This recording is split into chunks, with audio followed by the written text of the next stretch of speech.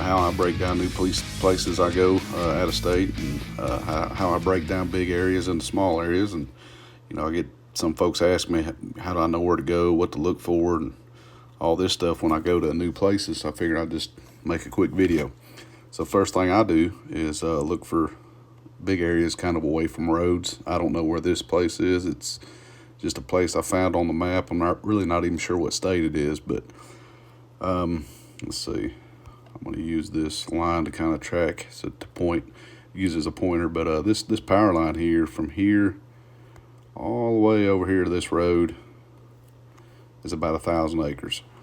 So that's a pretty good bit of land there to work with. And as you can see, it's just a big monotonous place. You could use this to duplicate other big areas. But first thing I do is I love to look at topo lines. I'm always looking at topo lines. I look at topo maps even on property I can't hunt. I'm using Hunt Stand here, and I think they're updating their maps and they're not working great, so I have to bear with me. But one of the things I look for is saddles. I love saddles. They get a lot of bad rap because I think a lot of people think that they're heavily hunted, and some of them are, but I just kind of wanted to show you why some saddles may not be as good as other saddles. So as you can see here, this is a saddle. For anybody not familiar with what saddles are, it's just a low spot on a ridge or a mountain. I would call this just a big ridge. So you got the top of the ridge running here, then you start to see it go downhill, and now it's flat. That's the lowest elevation there, and then it goes a little bit lower where my mark is, and then it starts to go back uphill. So anything coming from this side that wants to go over to this side, that's probably going to be a good place for them to travel. But the reason I say some saddles aren't as good as others is if you turn on aerial, you want to give them, they want to have a reason to use that saddle, I guess, basically. So if they're coming over here to the let's see here, they're coming from the east and going west and coming through the saddle this way, you kind of got to turn on the aerial and see what's on each side of the saddle. If you look down here, there's a lot of fields. I'm sure there's food like crazy in these fields. Not only the fields, but if this is public land joining up to private, those fields, people may be actually planting for deer habitat, or maybe feeders or whatever else it is. And this looks like maybe old strip mines or something with all these little roads and stuff. So this saddle is going to be what I would call a saddle that's better than any other saddle, just because it does have food on the other side of it. Let's see. Yeah, there's strip mine stuff here too. So I'm not really sure what that is, but it's cool. It's a cool habitat change too, and that's the other thing. So all of this, again, let me get my pointer real quick so I can point what I'm saying. All this over here on this side of the saddle, on the east side, all this looks like it's cut down, like a cut over strip mine. And then right here at this road to the left side of it, it looks like all mature hardwoods. So that's two things coming into one. So you have this saddle right here, and you also have a hard transition from cut over stuff to mature hardwoods. Anytime that happens, deer creatures of edge, that's a great place to be. Let's see. Also want to get in here, and I'd already marked some of this stuff just to kind of go over it. So if you keep coming up this saddle, up into here, so you have this main ridge that's the saddle's coming off of, coming up right here. You also have another ridge coming right through here, and they meet like right here. And usually when two ridges come to meet one, you're just doubling your odds at seeing deer, because if they are running the tops of the ridges or the upper third and the side hilling, a good chance they could end up here. So it's always a good spot to check out. The same thing right here. This comes to 2 to 1 ridge, and then you come up, there's one ridge coming to the the GPS marker, and there's another ridge right here coming up. So you got another 2 to 1. And a lot of people talk about spokes or hubs anytime things come into one spot, like if you think about a wheel, like a wagon wheel or something. So I drew the spokes here to kind of explain it. So the red lines here are the spokes, and this top of this ridge right here where this GPS marker is the hub. So you have a ridge coming up here, you have this red line ridge coming up here, you have another ridge here, you've got a ridge here, and you've got another ridge here, and they all meet right here. Now it doesn't mean you get that point, that GPS location marker is going to be the spot to hunt, but somewhere around this hub, I would call this a thermal hub. It's just, a lot of people think thermal hubs where the ridges dump into a bottom. This is a upper thermal hub, I guess is what you'd call it, where the ridges are meeting up at the top. And what these deer will do, and I've seen them do it a million times, say I'm hunting right here at this GPS marker, a deer comes up one of these ridges, he's gonna stick on this contour line right here and just do a quick lap around the whole area and smell all these ridges in a matter of minutes. So if you've got wind coming up from these ridges, a deer can make a lap and stay right on this contour line on the top and just smell all the ridges. If he smells a doe on this ridge, he can just run down there and get it. And he goes up here to the next ridge, he smells one there, he can go down there and get it. So he can smell 5 ridges just from right here and making a big circle. Those are dynamite. They're dynamite all year. They're good for scrape areas. They're good for deer running rut circuits and checking, that they're trying to be as efficient as possible. And this spot right here will let them be as efficient as they can and smell, like I said, 5 ridges in a matter of minutes. So those are great. I guess now will be a good time to go look at the more popular thermal hubs where the ditches and ridges dump into a bottom. So I drew these in purple to not confuse them from the red hilltop thermal hubs. So all these purple lines are ditches that they dump all down in this bottom. This whole long purple line is 1,300 yards. So that's quite a bit of distance to cover. And I'm not saying you can't, but maybe a lot better area if you're wanting to get real detailed, maybe cover more of these purple lines, these ditches, cover more of them at once. You can go to over here. This is a smaller one. So this line here, let's click on it. It is 582 yards.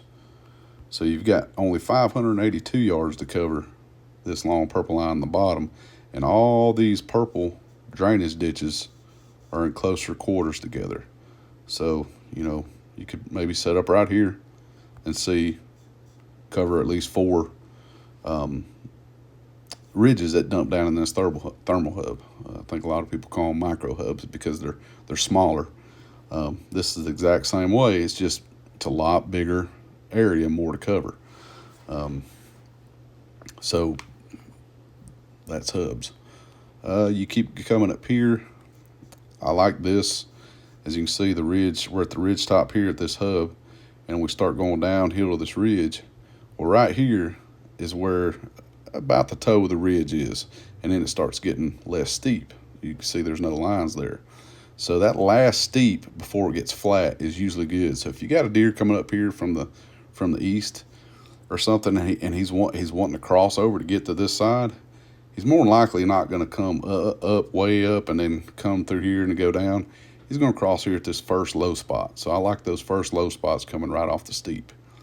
And right here, it's just another conjunction where you've got 3 ridges. You've got this main ridge that dumps right here to this marker. You've got this ridge that comes up, and you've got this ridge that comes up. So it's just another good spot to check out, scout. A lot of these spots, you gotta kind of do observation sits. Even this hub, we're not talking about a big, long area, but if you're bow hunting, you may set up over here on this end of it and be out of the game. So you got to hunt it a few times before you know where to set up. It's not always going to be where the sign's at. You kind of got to sit in there and do an observation sit and adjust on the fly.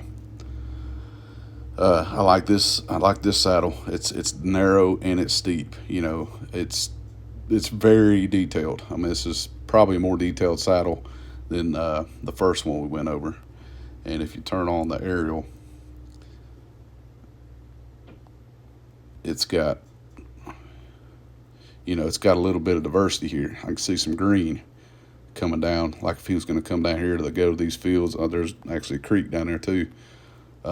So now we're getting into maybe edge of pines. You got some little gaps there. Pines meeting hardwoods, meeting whatever this mining stuff is right here in the saddle. So that's another good compounding feature that's you can put in your favor. And the more stuff you can put in your favor, the better. And one other really important thing to talk about with saddles is, I think, is a lot of people will tell you they don't see the point in hunting saddles because they don't see many trails coming over them. They don't really see deer using the low spot of the saddle, and that's crucial here because a lot of people like say where this GPS marker is, that is the lowest part of the saddle. So that's where people hang the camera. I will too. Well, they're not always going to come right here through this lower part, the lowest part. This red line that I drew is everywhere that I've seen deer cross in saddles. They'll cross a little bit uphill of them. They'll cross on this side or this side of it. They won't always just use the lowest part. Now they're using the lowest part, a low area in the ridge, but it don't necessarily have to be the lowest. So I think that's where a lot of people say, well, there's no trail here. But I'll tell you what you do, and this is what I do. Put you a camera here, because this red line is probably about 300 yards long. So that's a 300-yard span that you are only trying to cover in this lowest area where the GPS marker is, and that's just not feasible. So hang cameras. If you really want to see what a saddle's doing, hang cameras to where you hang a camera here, and then probably, I don't know, 70, 80 yards, hang another one, and riddle this whole saddle with 4 or 5, however many you want to, cameras to really, if you really want to know what's going on, and hang these cameras to where when a deer trips one of the cameras, you can actually see the other camera. That's how close these cameras are, because they're not going to use a trail to cross these saddles. They're just going to use this red area, this red line area, so they can cross in very many places. And what I've noticed is as soon as these deer get mature, and I mean from 3 to 4, once they turn 4, they don't come over to the top of them much in the daylight unless a doe brings them by. Now, I've killed some mature ones with a doe brings them by, but they don't seem to necessarily move over the top of them when they're by themselves. But what they will do, so north is up. So say you had a west wind, you would get on this east side, the downwind side of this saddle here, and set up down here off the downwind side of it. And what they'll do is they'll walk here on this upper third, and they're scent checking that low part of the saddle because they know the does will still use them. So instead of coming up there and being seen and being around other deer, if they don't want to, they can just sit here and scent check, see if there's anything worth checking out up there, and then they might come up. But if you're already set up down here and you shoot them before they get your wind, that's the ticket. Same thing over here if you had an east wind. You set up downwind to the saddle, not on the top of it.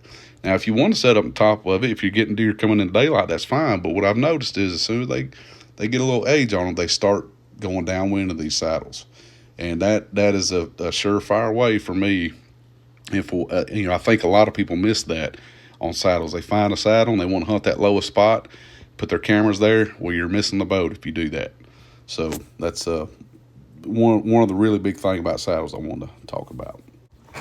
So before I leave, just if anybody has watched this and they picked up anything from it, or they liked it, or they want to see something different, let me know, because I can talk about maps and deer all day. So just throw it out there in the comments if you want to see a breakdown of something else. But these things I listed here are just the meat and potatoes of map scouting, breaking down a big area quick, and just thinking outside the box a little bit, I guess is what I'd say. And the last thing I would do for sure is you got to toggle between your topo and your aerial, and you got to match stuff up.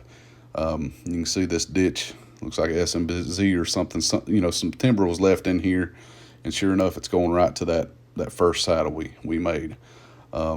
You see some green over here coming up to this ridge top here, you see some gaps in the green. That's all good stuff to check.